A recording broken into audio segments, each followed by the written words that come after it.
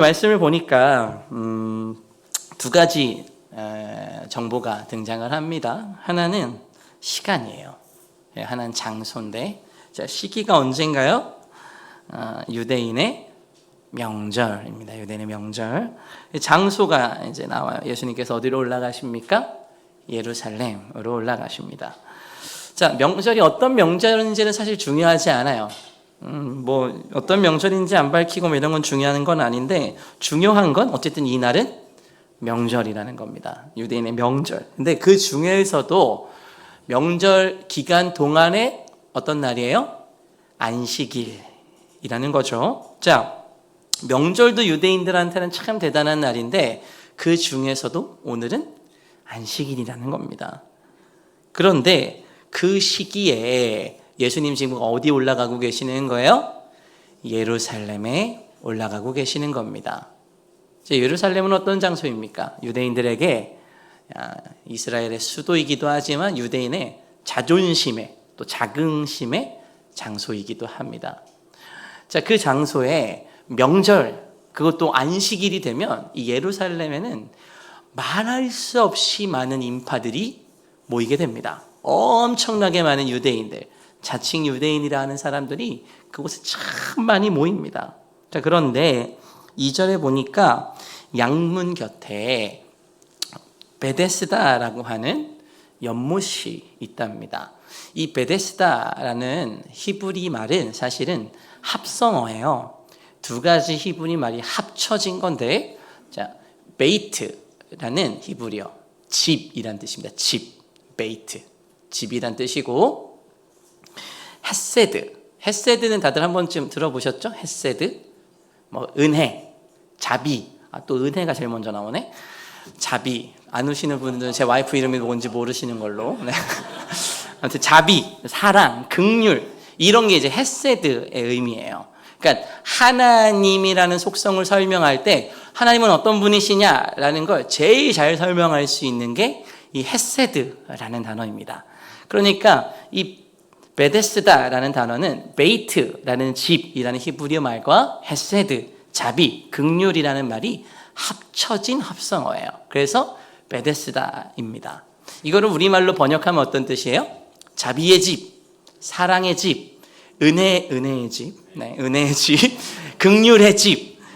우리 집, 우리 집 아닙니다. 네, 자비의 집. 네. 그러니까 이름은 너무 좋은 장소예요. 이게 어디 있었던 거예요? 예루살렘 양문 곁에 있었대요. 그리고 예수님이 여길 언제 지나가신 거예요, 지금? 안식일, 그것도 명절에. 그러니까 여기에는 정말 많은 사람들이 모여 있을까요? 이 아름다운 이름을 가진 장소에 참 많은 사람들이 있었는데 그 중에서도 오늘 성경이 소개하는 종류의 사람들이 있어요. 3절에 보니까 이런 종류의 사람들이 있습니다. 맹인, 다리 저는 사람, 혈기 마른 사람이 등장을 해요. 자, 이 사람들이 가지고 있는 공통점이 뭘까요? 맹인, 다리 저는 사람, 혈기 마른 사람. 이 사람들이 가지고 있는 공통점은 반드시 누군가 도와줘야 된다는 겁니다. 도움이 필요한 사람들이에요. 도움이 필요한 사람들. 누군가의 도움을 받지 않고는 살아갈 수 없는 사람들이 지금 어디에 모여 있는 거예요? 베데스다에 모여 있는 거예요. 그것도 언제요? 명절날 안식일에.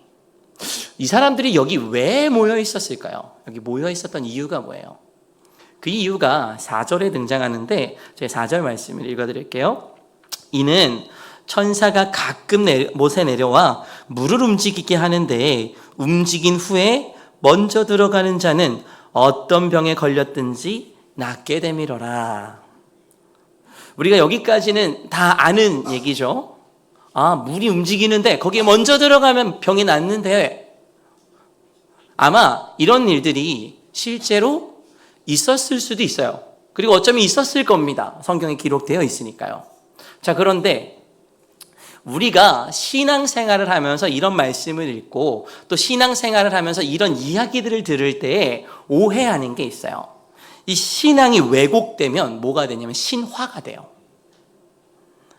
이런 전설이 언제부터 시작됐는지는 몰라요. 오늘 성경에도 기록되어 있지 않습니다. 몇 명이 여기서 구원을 받았더라 이런 말도 써져 있지 않아요. 그냥 천사가 내려와서 뭇을 움직이는데 그때 먼저 들어가면 낫는데 이런 얘기가 성경에 그냥 기록되어 있을 뿐이에요. 누가 언제 몇 명이나 여기서 구원받았다 이런 말은 없어요.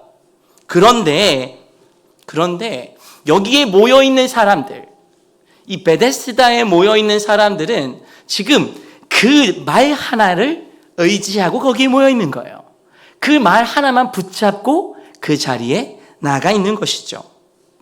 이게 사람이 인생의 마지막이 되면, 그러니까 누군가의 도움을 받지 않고 살아가야 할 처지가 되는 사람들, 처절한 인생을 살아가는 사람들이 인생에 몰리게 되다 보면 별의 별 수단을 다 찾아요. 뭐 하려고요?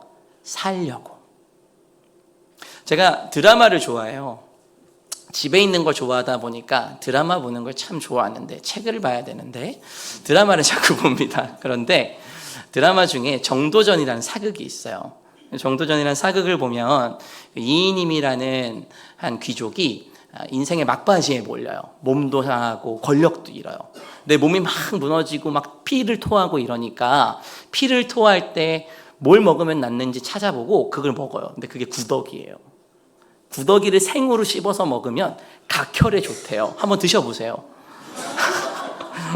각혈하시는 분이 없으니까. 네. 근데 왜 이렇게까지 살려고 할까요? 이게 사람마다 뭘 가지고 있는 거예요? 생에 대한 이 미련과 의지가 있기 때문에 그래요.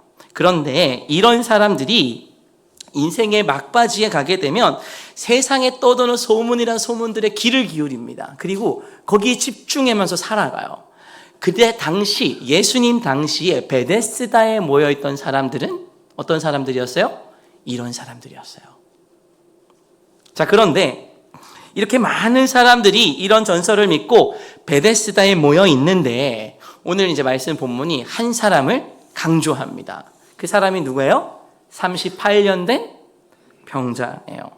이름은 몰라요. 보통 성경은 누군가를 소개할 때 이름을 소개하지 않는 경우는 별로 없습니다. 그런데 오늘 여기에 등장하는 병자는 이름은 알 수 없어요. 자, 그런데 우리가 알 수 있는 정보가 하나가 있습니다. 그건 뭐예요? 이 사람의 병의 연수예요. 몇 년 동안 아팠다고 합니까? 38년 동안 아팠다고 합니다. 자, 이 38이라는 숫자가 그냥 등장했을까요? 성경에? 그렇지 않겠죠. 예수님께서 이 병자를 강조하신 이유가 분명히 있을 겁니다. 그러면 이 38년 된 병자의 병의 연수를 예수 그리스도께서 굳이 말씀하신 이유는 뭘까? 성경이 오늘 이 숫자를 우리한테 말씀하신 이유는 뭘까? 사실 이 38이라는 숫자는 이스라엘 역사에 있어서 굉장히 기념적인 숫자입니다. 왜 그럴까요? 우리 신명기 2장 14절 말씀을 같이 한번 읽어보겠습니다. 같이 읽습니다. 시작. 가데스 바네아에서 떠나 세렛 시내를 건너기까지 38년 동안이라. 이때에는 그 시대의 모든 군인들이 여호와께서 그들에게 맹세하신 대로 진영 중에서 다 멸망하였으니. 자, 이게 무슨 말이냐면 이스라엘이 광야 생활하는데 38년 걸렸다 이런 뜻이에요. 자, 그런데 우리가 알고 있는 정보랑 조금 다르죠. 우리는 이스라엘이 몇 년 동안 광야 생활을 했다고 알고 있습니까? 40년 동안 광야 생활을 했다고 알고 있습니다. 자, 이스라엘이 광야 생활은 한 가지의 분기점을 기준으로 나뉘어져요. 첫 번째는 출애굽한 시기부터 시내산에 가기까지입니다. 자, 출애굽해서 시내산까지 가는데 몇 년이 걸렸을까요? 2년이 걸렸어요. 그리고 시내산에 도착해서 모세가 하나님으로부터 뭘 받아와요? 율법을 받아서 옵니다. 율법을 받고 시내산에서 출발해서 어디까지 가는데? 가나안 땅까지 들어가는데 몇 년이 걸린 거예요? 38년이 걸린 겁니다. 그러니까 이 38년이라는 숫자는 율법을 받기 전의 시간이 아니라 율법을 받은 후의 시간이라는 거죠. 그래서 이스라엘 백성들에게 이 38이라는 숫자는 우리가 율법을 받고 하나님의 백성으로 연단되는 시간이라는 인식들을 가지고 삽니다. 자, 그런데 하나님께서 이스라엘 백성들에게 율법을 왜 주셨나요? 사람을 살리고 이웃을 사랑하고 약한 자를 돌아보고 그리스도의 신부로서 가나안 땅에 들어갈 자격자로서 어떻게 꾸며지고 성숙하고 만들어져야 하는지 니들이 이 율법을 보면서 훈련하며 이 율법대로 살아가라 라고 하시기 위해서 주신 게 이 율법의 말씀입니다. 그러니까 이스라엘 백성은 이 율법을 보면서 38년 동안 광야 생활을 했어요. 그러면서 가나안 땅에 들어가 하나님의 백성으로 살아가야 할 준비를 하면서 살아간 겁니다. 그렇게 이스라엘 백성들은 하나님의 백성으로, 하나님의 자녀로 율법을 통해서 잘 준비되면서 살아갔어요. 자, 그런데 시간이 지나면서 이 율법을 잘못 곡해하고 또 공연한 이 종교적인 과잉과 이 과열만 담아서 하나님의 뜻과는 다른 방법으로 이 율법들을 사용하기 시작했습니다. 그 대표적인 게 뭐였냐면 장로의 유전이라는 겁니다. 우리 장로님들을 말하는 게 아니라 장로의 유전. 이게 어떤 거냐면 이런 거예요. 제가 금식하는 걸 참 힘들어해요. 저는 식사를 꼭 해야 되는 사람입니다. 그래서 이 고난주간만 되면은 뭘 금식해야 되나, 어떻게 금식해야 되나. 근데 우리 교회는 금식 기도회가 없어서 참 좋기도 하고 은혜가 되는데, 근데 제가 금식하는 걸 참 힘들어 하는데 만약에 우리 청소년부 한 학생이 자기가 한 10일쯤 금식하고 와서 목사님, 제가 10일 동안 금식했어요. 제가 목사님보다 낫죠? 이러는 애들이 있다고 생각을 해봅시다. 그럼 제가 걔를 보고 뭐라 그럴까요? 그래, 니 똥 굵다 이러고 말겠죠. 근데 우리 성도님들이 그 아이들을 보면 아, 제가 목사님보다 낫구나 이런 생각을 하면서 사실 지내시나요? 그러시진 않죠? 네. 근데 당시의 장로들이 어떻게 사람을 판단하고 기준하고 나눴냐면 율법에 없는 것들로, 자신이 잘하는 것들로 사람을 나누고 판단하고 기준했어요. 성경에는 금식을 며칠 하면 훌륭한 사람이다 이런 게 기록되어 있지 않습니다. 근데 장로들은 네가 3일 했어? 난 5일 했어. 내가 너보다 나은 사람이야. 이렇게 말도 안 되는 것들로 율법을 자기 마음대로 해석하기 시작했어요. 그리고 어느 순간부터인가 자신들이 만들어 오는 전통, 자신들이 만들어 오는 율례, 자신들이 만들어 오는 규칙들이 하나님의 율법 위에 있기 시작했습니다. 그리고 이런 것들을 뭐라고 불렀어요? 장로의 유전이라고 부르기 시작했어요. 그리고 이러한 양상들이 가장 극심하게 나타난 게 언제냐면 바로 안식일입니다. 자, 우리가 성경을 보겠습니다. 6절 말씀 같이 한번 읽어보겠습니다. 오늘 본문 6절 말씀 같이 읽습니다. 시작. 예수께서 그 누운 것을 보시고 병이 벌써 오래된 줄 아시고 이르시되 내가 낫고자 하느냐. 자, 여기서 예수님께서 보셨어요. 여기서 보셨다라는 말은 내가 안다 이런 뜻이거든요. 자, 예수님께서 두 가지를 보셨어요. 첫 번째는 뭐예요? 누워 있는 것을 보셨습니다. 누워 있는 거. 성경에서 이 누워 있다라는 표현은 죽어 있었다 이런 표현과 같아요. 그러니까 예수님께서 그 병자가 회복되지 못할 정도로 이미 오래도록 죽어 있었구나라는 걸 보셨어요. 알고 계셨다는 겁니다. 제가 교통사고를 당한 적이 있어요. 심하게. 우리 교회 오기 전에요. 한 뒷차는 폐차할 정도로 심한 교통사고였고 제 차도 거의 반파, 뒤에가 다 찌그러질 정도로 수리비가 나중에 나왔는데 800 얼마가 나왔더라고요. 그러니까 굉장히 큰 사고였죠. 병원에 입원을 해야 할 것 같아서 이제 이 병원에 입원을 했어요. 몸이 너무 아파서 움직이지도 못하겠더라고요. 병원에 누워 있는데 한 3일 정도는 너무 좋더라고요. 아무것도 안 하고 집안일도 자유, 육아도 자유, 모든 것으로부터 자유를 얻은 시간이잖아요. 3일 동안은 정말 좋았어요. 누워만 있었습니다. 핸드폰 보고 뒹굴뒹굴 너무 좋더라고요. 그런데 4일 되고 5일 되니까 어디가 아파오기 시작하면 엉덩이가 아파오기 저리기 시작하더라고요. 엉덩이가. 앉아 있는 것도 못하겠고 누워 있는 것도 못하겠어요. 그래서 서 있었어요. 근데 서 있으니까 또 허리가 아파요. 그리고 또 누웠는데 또 엉덩이가 아파요. 여러분, 이게 누워서 있는 게 쉬운 일이 아닙니다. 근데 제가 그렇게 10일 동안 누워서 있었는데 정말로 죽을 것 같았어요. 의사 선생님이 언제 퇴원하냐고 제가 매번 물어봤습니다. 그런데 이렇게 열흘 동안 누워있는 저도 힘들었는데 오늘 성경에 등장한 병자는 며칠을 누워 있었던 거예요? 38년을 누워 있었던 겁니다. 죽은 거나 다름없는 상태였죠. 예수님께서는 그걸 보시고 알고 계셨습니다. 그리고 예수님께서 아신 게 있어요. 뭐예요? 이 병이 돌이킬 수 없을 정도로 깊다라는 걸 알고 계셨습니다. 이 사람의 영적인 상태가 완전히 고갈되고 육적인 상태가 완전히 죽어있는 상태라는 걸 예수님께서 보시고 아신 거예요. 사랑하는 성도 여러분, 우리에게는 이런 상태가 되었던 적이 없습니까? 우리의 영이 완전히 죽은 것 같은, 완전히 쓰러진 것 같은 그런 상황에 우리 예수님께서 38년 된 병자를 찾아오신 것처럼 우리의 삶 가운데도 찾아오실 줄로 믿습니다. 자, 예수님께서 이제 이 대상에게 찾아오셔서 이상한 질문을 하나 하십니다. 그 질문의 내용이 뭐예요? 6절에 보니까 네가 낫고자 하느냐. 자, 이 질문을 보면서 한 번도 이상하신 적이 없으세요? 만약에 성도님들에게 그런 일이 있으면 안 되겠지만 우리 성도님들 중 누군가 큰 병에 걸리셔서 병원에 누워 계세요. 그런데 저랑 담임 목사님 찾아가셔서 낫고자 하십니까? 이상하지 않으세요? 당연히 나야죠. 38년 동안 아팠다니까요. 38년 동안 누워 있었어요. 어떠한 간절함을 가지고 베데스다에서 어떻게든 한번 살아보려고 하는 이 전설 같은 이야기를 붙잡고 그 자리에서 어떻게든 살아보려고 그 자리에 나와 있는 사람한테 예수님 뭐라고 물어보시는 거예요? 네가 낫고자 하느냐? 정말 이상한 질문이죠. 자, 우리 예수님은 이 환자의 상태를 이미 알고 계셨습니다.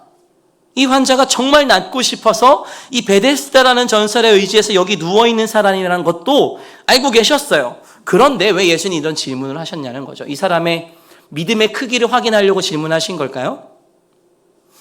후반부의 말씀을 보면 알겠지만 그것과는 전혀 상관없습니다. 왜냐하면 나중에 이 사람이 고침을 받지만 이 사람의 믿음 때문에 고침받은 게 아니라는 사실이 성경에 드러납니다.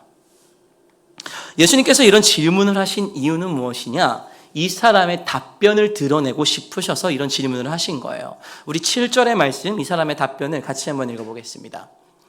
병자가 대답하되 주여 물이 움직일 때에 나를 못에 넣어주는 사람이 없어 내가 가는 동안에 다른 사람이 먼저 내려가나이다.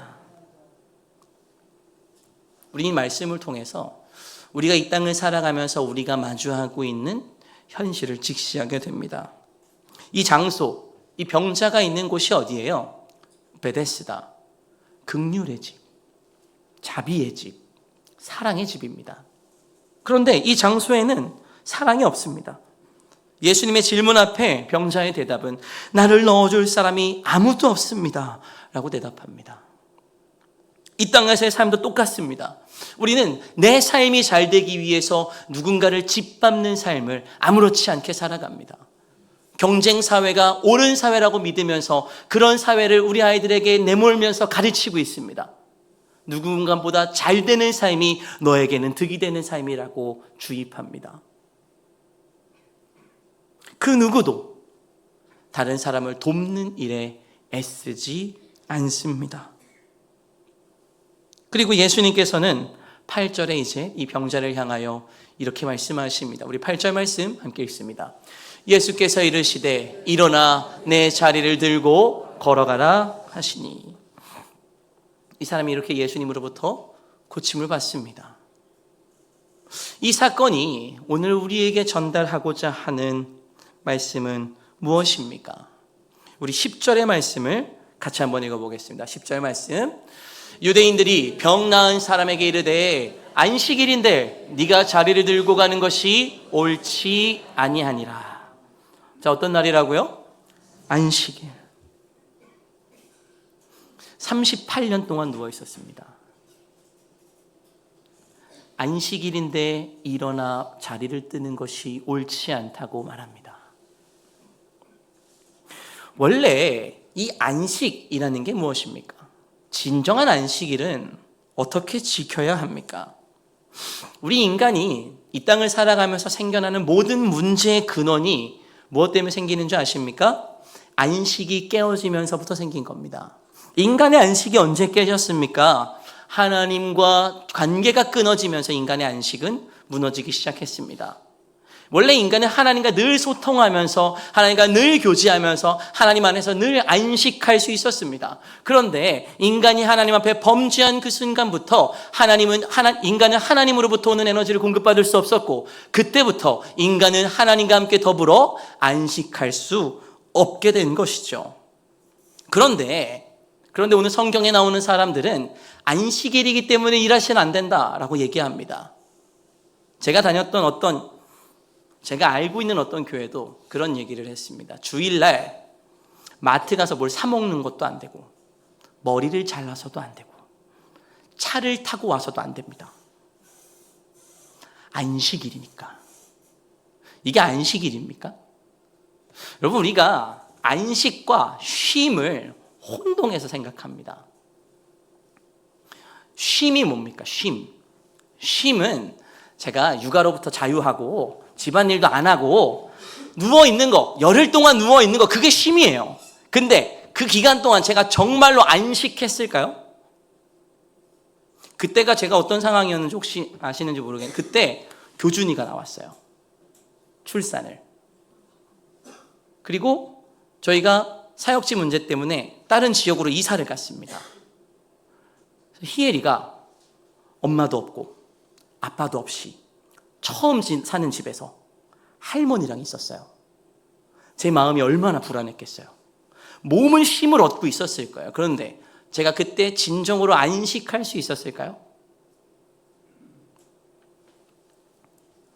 우리가 안식과 쉼을 구분해서 생각해야 됩니다.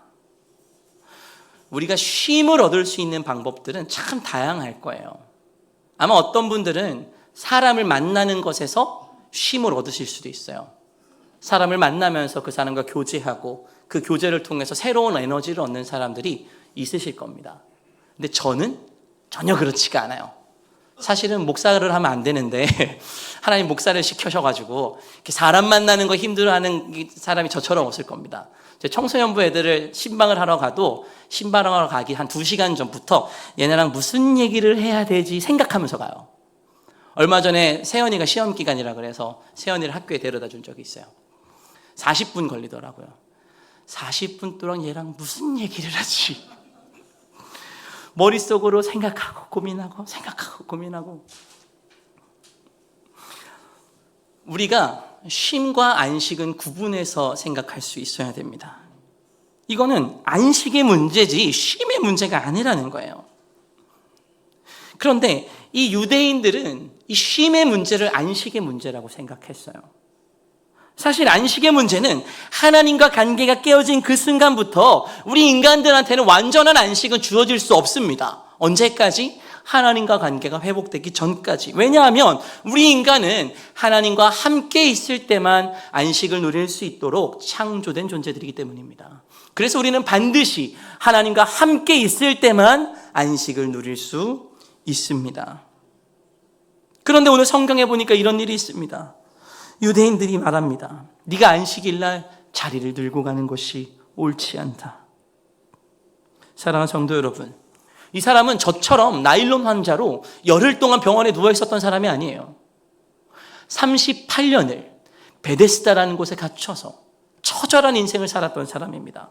죽음이나 다름없는 38년의 시간을 보냈던 사람입니다. 그런데 이런 사람이 생명을 얻고 구원을 받았는데 그 자에게 유대인들이 제일 먼저 한 일은 무엇입니까? 그 생명이 살아난 것에는 더 이상 관심이 없고 안식일날 안식을 범했다는 이유만으로 그 사람을 정죄하고 있는 것입니다. 더 끔찍한 것은 무엇입니까? 교회 안에도 이러한 모습이 있다는 겁니다. 교회가 어느 순간부터인가는 생명을 살리는 일에는 관심이 없습니다. 사람을 살리는 일에는 관심이 없고 오로지 이 일이 맞는지 틀리는지에만 관심이 있습니다. 교회가 만들어 놓은 전통, 교회가 만들어 놓은 규칙, 이런 것들에서 벗어나고 있는가, 이런 것들을 잘 지키고 있는가에만 관심이 있지, 새로운 생명이 살아나고 병자가 새 삶을 얻고 우리 안에서 새로운 생명이 날마다 열매 맺는 것에는 더 이상 관심을 갖지 않고 있다는 겁니다. 그러한 기쁨이 교회에 없습니다. 그런데 원래 안식의 의미는 무엇입니까? 인간이 언제 안식할 수 있습니까? 하나님으로부터 새로운 생명을 공급받을 때 안식할 수 있습니다. 그런데 오늘 이 38년 된 병자는 예수님으로부터 새로운 생명을 공급받았습니다. 그런데 교회는 그를 향하여 안식일날 자리를 들고 가는 것이 옳지 않다고 말하고 있는 것입니다. 우리 안에는 이러한 모습이 존재하지 않습니까? 11절과 12절에 보니까 더 심한 말씀들이 기록되어 있습니다. 우리 11절 12절 말씀 같이 한번 읽습니다. 대답하되 나를 낫게 한 그가 자리를 들고 걸어가라 하더라 하니 그들이 묻되 너에게 자리를 들고 걸어가라 한 사람이 누구냐 하되. 이 사람들이 예수님을 왜 찾았을까요? 아, 용하구나, 나도 좀 가서 그분 만나보고 싶다, 그래서 찾았을까요? 아닙니다. 너에게 그런 지시를 한 사람이 누구냐는 거예요. 생명이 회복된 데는 관심이 없고 그 사람이 살아난 것에는 관심이 없습니다. 그런데 그 환자가 13절에 더 기가 막힌 이야기를 합니다. 우리 13절 말씀 같이 읽겠습니다. 고침을 받은 사람은 그가 누구인지 알지 못하니 많음으로 예수께서 이미 피하셨습니다. 자, 이 사람은 예수님이 누군지도 몰랐어요. 고침을 받았습니다. 그런데 누가 자신을 고쳐줬는지 모릅니다. 자, 이러한 패턴이 사실은 요한복음에 굉장히 자주 등장합니다. 자, 예수님께서 요한복음에서 가장 먼저 기적을 베푸신 장면이 언제입니까? 가나 포도잔치 때, 그죠? 가나 혼인잔치 때. 그때 예수님께서 어떻게 하세요? 물로 포도주를 만드십니다. 그런데 이 포도주를 먹는 사람이 이 포도주가 어디로부터 왔는지 알아요? 몰라요? 모릅니다. 3장에도 보니까 한밤중에 예수님을 찾아온 니고데모의 이야기가 등장합니다. 대화 끝에 예수님께서 이런 말씀을 하시죠. 네가 거듭내야 된다. 뭘로? 물과 성령으로. 그런데 니고데모가 이 말의 뜻을 깨달았습니까? 못 깨달았습니까? 깨닫지 못했습니다. 몰랐어요. 4장에서도 물이 모티브로 등장합니다. 사마리아 여인이 예수님께 빈정대면서 이렇게 이야기해요. 마르지 않는 물이 있으면 나한테도 좀 주십시오. 그때 예수님께서 뭐라고 설명하십니까? 내가 그 생명의 물이다. 그리고 나서 5장에도 물이 모티브로 등장합니다. 그런데 38년 된 병자가 예수님으로부터 고침을 받았음에도 그가 누구이신지 알지 못합니다. 영적인 무지의 상태에 있는 것이죠. 우리가 그런 삶을 살고 있지는 않습니까? 우리는 어떻게 구원을 받았습니까? 우리 교회는 여기 왜 있습니까? 우리 교회를 하나님께서 여기 세우신 이유와 목적이 무엇입니까? 우리로 베데스다가 되려고 우리 교회를 세우신 거 아닙니까? 우리로 하여금 하나님의 사랑을 실천하라고 우리를 부르신 거 아닙니까? 나는 좀 나은 사람입니까? 나는 이 38년 된 병자보다 조금 좋은 사람입니까? 우리도 자격 없기는 마찬가지입니다. 그럼에도 불구하고 우리 하나님 우리를 이곳에 부르셨는데 우리는 이 38년 된 병자처럼 우리를 구원하신 분에 대하여 영적으로 완벽하게 무지한 상태에 있지 않은지는 우리가 이 시간 돌이키기를 소망합니다. 14절에서 예수님께서 이 사람을 성전에서 만나십니다. 우리 14절 말씀 같이 한번 읽겠습니다. 같이 읽습니다. 그 후에 예수께서 성전에서 그 사람을 만나 이르시되 보라 내가 나았으니 더 심한 것이 생기지 않게 다시는 죄를 범하지 말라. 이 말씀을 보면 이 38년 된 병자가 왜 아픈 것처럼 보여져요? 큰 죄를 지었구나 이렇게 생각할 수 있습니다. 근데 예수님께서 말씀하시는 이 죄는 어디로부터 온 죄입니까? 에덴부터 시작된 죄를 말씀하시는 겁니다. 우리는 이 땅을 살아가면서 그리스도인으로서 하나님의 은혜와 자비의 사랑으로, 하나님의 헤세드로 새로운 생명을 공급받았습니다. 아멘. 그 생명을 공급받은 우리는 하나님의 생명이 우리 안에 있습니다. 그렇기에 우리는 그 사랑을 전하면서 살아가야 합니다. 그런데 우리는 마치 그 사랑이 나의 잘남 때문에 받았다고 착각하고 살아가고 있지는 않습니까? 그리고 우리 교회는 마치 우리 교회가 다른 데보다 나은 것처럼, 다른 곳보다 조금 더 좋은 공동체인 것처럼 생각하면서 누군가를 정죄하고 누군가를 판단하고 계시지는 않습니까?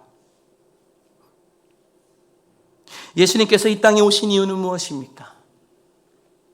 우리로 예수님의 사랑을 알게 하기 위해서입니다. 그리고 그 사랑은 나의 어떠함 때문이 아닙니다. 이 사람이 회복된 것도 이 사람의 믿음과는 아무런 인과관계가 없습니다. 이 사람의 어떠함과 아무런 관계없이 예수님은 그저 그 사람을 구원하시고 회복시켜 주셨습니다. 그리고 오늘 우리에게도 예수님이 그 사랑을 주셨습니다. 나의 어떠함과 아무런 상관없이 하나님의 은혜와 자비와 긍휼을 우리 가운데 허락해 주셨습니다. 그런데 우리는 그 은혜와 자비와 긍휼을 우리 교회 가운데 전하면서 살고 있습니까?